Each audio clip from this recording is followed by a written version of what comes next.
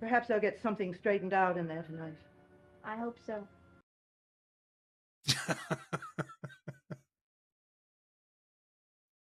Oh, I think you get Raj and Burke alone in a room, something might get straightened out. Don't you know that I could sue you for slander? It happens to be against the law to make statements such as you've made about me, unless you're fully prepared to prove them. I think Roger was talking about my little joke there, maybe. Once upon a time, not long ago, there was a show, and I was watching it. Y'all all dug it because I was talking about it. Hello. I am one half of the Articulate Coven, Joel Sharpton, and I am watching for the first time ever in my life the original supernatural soap opera Dark Shadows. I have left you all behind. I did not forsake you, though, and I did not forget you. My apologies for the long hiatus. There are all sorts of excuses. We're not even going to get into them here. We're just going to do some show for y'all. By the time you're watching this, not only will there be a full 5 episodes out on our Patreon, or in this case, if you're watching it on YouTube, those will all be there as well the same day. But you should know that I have not released any of these until there's a little bit of a backlog for you all, so that these will come in regular order from now on. Again, my apologies for the lateness of delivery, and thanks for everybody for sticking with me. Since the last time I joined you, we've had some newbies come on, even all the way back at the very beginning. I had a few new people comment on one of those first videos, some version of, oh my gosh, somebody's watching the original Dark Shadows. I still am. And here we go, y'all. We're wrapping up season 2. We know that's just about the DVD box set, but here we go. We're wrapping it up today. I'm excited to get into this with you all. Let's see what's happening in Collinwood. My origin is cloaked in mystery. Yeah, it is, girl. As deep a mystery as the one that has engulfed Collinwood. Even the waitress in the hotel cafe. Why pick on her? Roger, why don't you pick on someone your own size? I have not. I mean, let's admit it, Burke, you're a lot bigger than he is. The point is still well taken. Perhaps someday we can have a meal, lunch or dinner, without interruption. I mean, let's give it to Burke. Even in the midst of an actual crisis for his life, potentially, here he is, hitting on the lady regardless. Just what do you want? I want your hide, Roger. All right, episode 66. That means that we're on like a Monday, probably. Not a stellar cold opening, but it is interesting that out of the gate we've got 4 of our 5 players for today. Victoria and Elizabeth and Burke and Raj. Why can't he show a little more concern for the fact that Bill Malloy just died? Well, he's very much concerned. He told me so. Well, then why doesn't he show it? Why doesn't he drop his own personal vendetta for a while? Because He thinks they're tied up together, Elizabeth, and I think you know that. he believes that the two are somehow connected. He thinks that... I know what he thinks. He repeated the conversation he had with you at Miss Evans' house. Then you are not surprised at why he forges ahead, even in Bill Malloy's death recency. Perhaps I'll get something straightened out in there tonight. I hope so.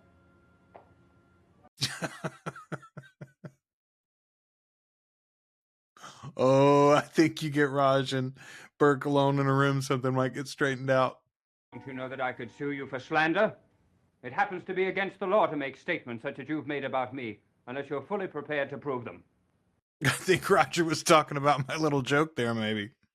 I am. If you'll answer one question honestly. I have answered every question honestly. Have you? No, he hasn't, Burke. Did you kill Bill Malloy?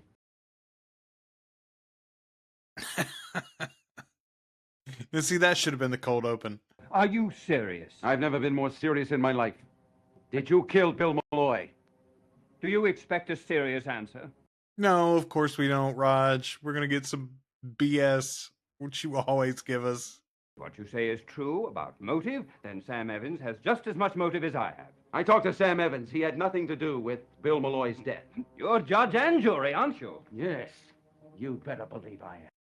Yeah, so, I mean, Burke is generally a better lawyer than this so far in the series. This is not his best day. He can say that he's got Raj just where he wants him, but he doesn't, clearly. He's off kilter here, and he's not serving himself well. I don't think this is going to end up well for him. Frankly, I'm worried about what's going on down in the drawing room. Well, I haven't heard any screams yet. I guess that's not very funny. No. Did I interrupt you? Oh, no. Yes, you did interrupt her, Elizabeth.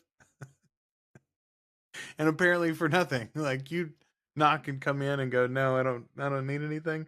Ugh. See, when a child is placed in a foster home, usually the new parents like to forget about the past. I suppose that's for the best. It is, really. Boy, those 60s ideas about childhood are sort of brutal when they're laid out like that, huh? Not very much ever happened to me until I came to Collinwood.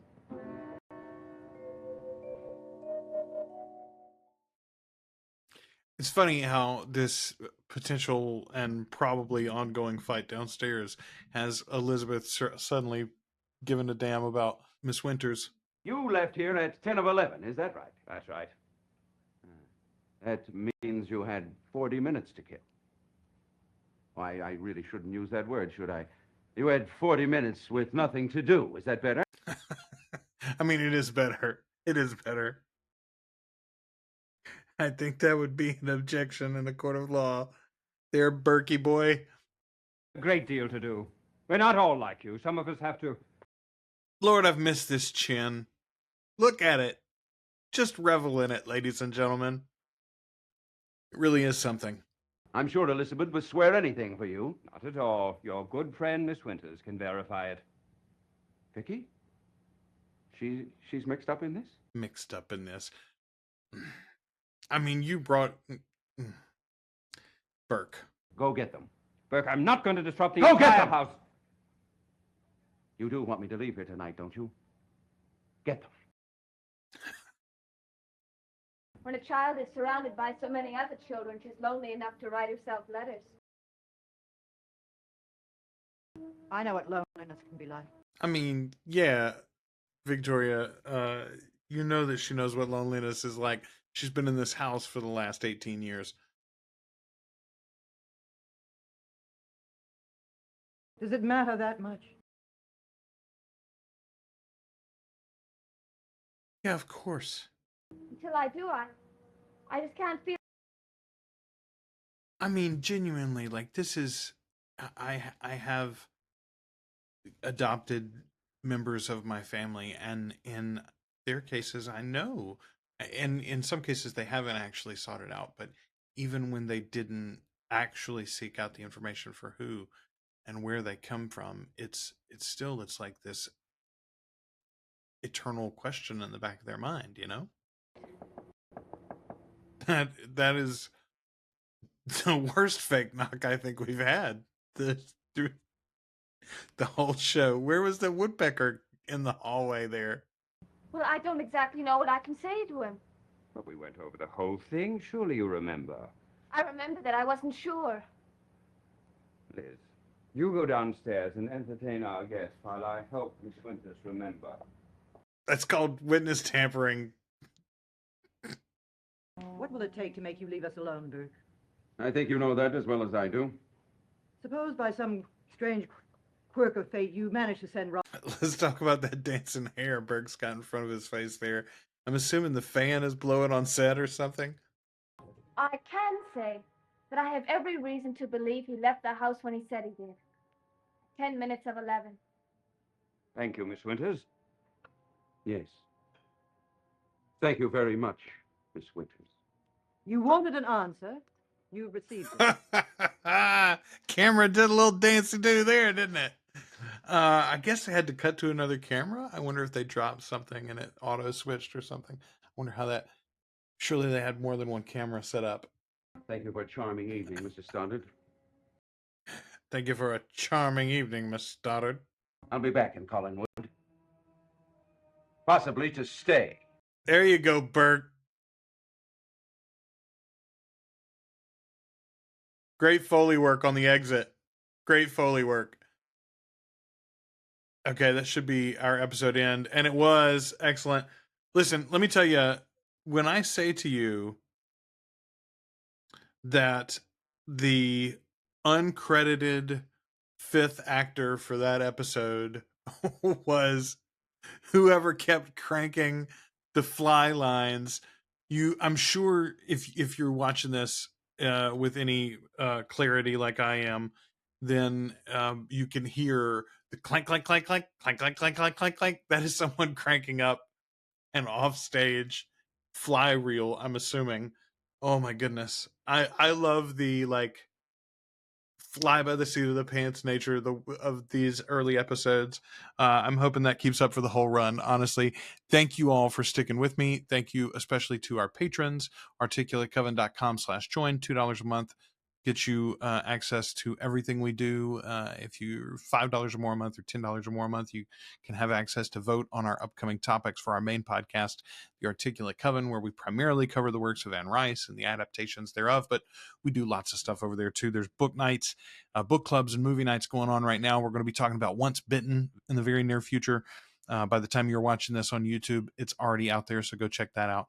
We've got The Invitation coming up soon, so lots of good ones. The Hunger from Catherine Deneuve and David Bowie.